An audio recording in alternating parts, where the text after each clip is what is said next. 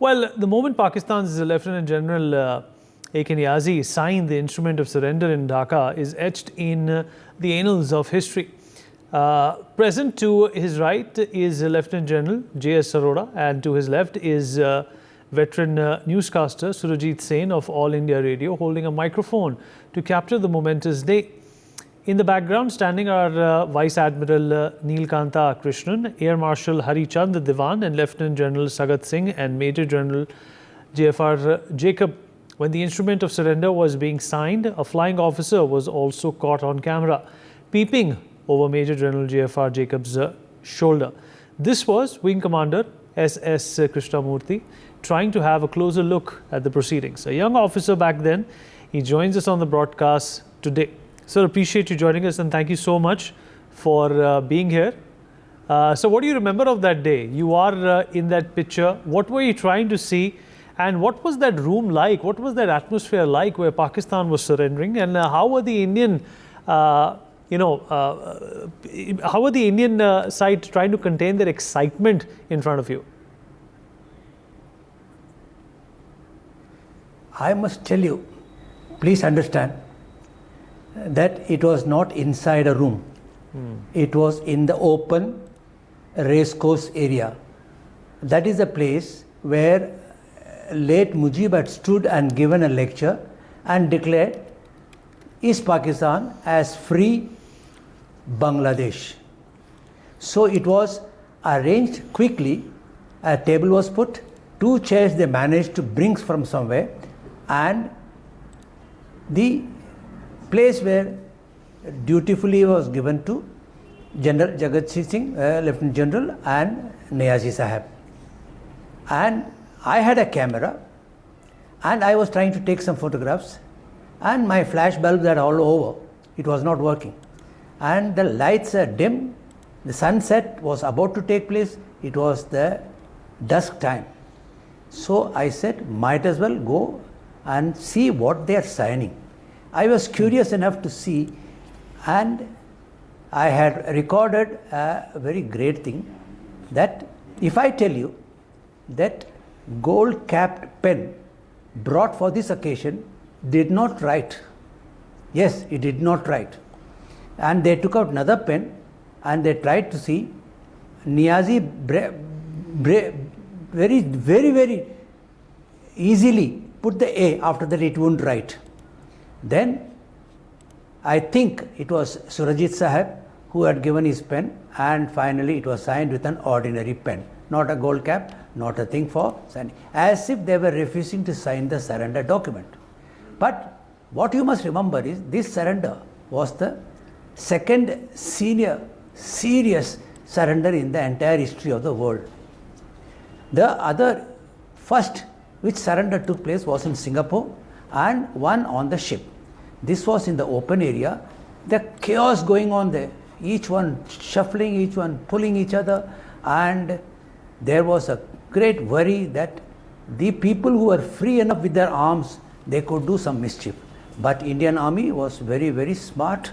They had taken the arms away and told the army, Pakistani army, and the Mukti Abadi people, just relax, we will look after the situation. That is how the place had peace.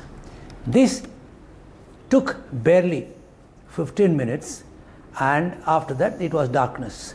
So after that we had, from the airfield nearby called Agartala, we had gone away and we had parked our helicopter wherever there was place, because there was no place to park an aircraft. There was no place to take off. There was no place to, because Indian Army, Indian Air Force and the fighters and transport aircrafts had bombarded the airfields in and around Dhaka. So there was no question. As earlier was told by Brigadier Khanna, that there was total air superiority. Tangail dropped. After that, late Bishnoi Sahab had gone, and squadron leader Masand also had gone and attacked the governor's bungalow. Thereafter, it was decided very clearly.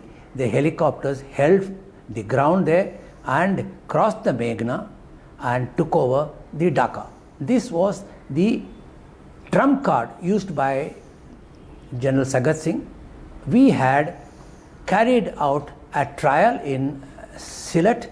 We had trialed out in Brahmanbaria, and now to cross the Meghna river was the cherry on the cake.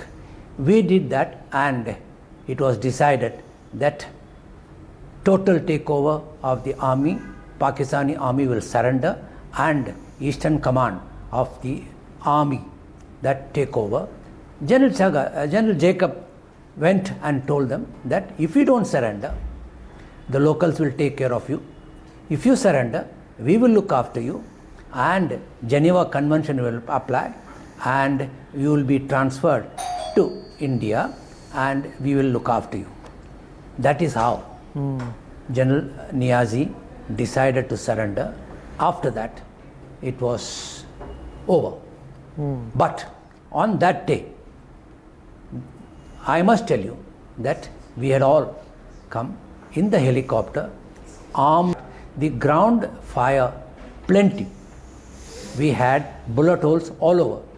It was sheer luck that none had gone into the engine, none had gone on the rotors, none had gone on the pilot. One pilot was injured and he was taken care of. No casualties, no incidents, no accidents. Our maintenance crew